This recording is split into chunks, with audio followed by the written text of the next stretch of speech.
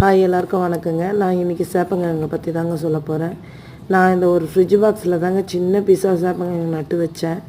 இதை பாருங்கள், இந்த ஒரு பாக்ஸில் எனக்கு 2 வருஷமான கத்திரிக்காய் செடி வந்துட்டுருக்குங்க. 2 வருஷமாக இருக்குது அந்த கத்திரிக்காய் செடி. அது கூடவே காராமணி போட்டிருக்கேன். இதுலேயும் நான் கூட ஊடு பயிர் மாதிரி நான் இந்த சேப்பங்கிழங்கு ஒரு சின்ன பீஸு அந்த பீஸை எடுத்துகிட்டு போயிட்டு அப்படி சும்மா சுருக்கி வச்சேங்க. அது மேலேயே தாங்க கிழங்கு வந்துட்டுருக்கு. எனக்கு ஒரு 1/2 கிலோவுக்கு கிடச்சிருக்கு பாருங்கள் சேப்பங்கிழங்கு. அந்த ஒரு ஃப்ரிட்ஜ் பாக்ஸ்லேயே எத்தனை செடிகள் வருது பாருங்கள்.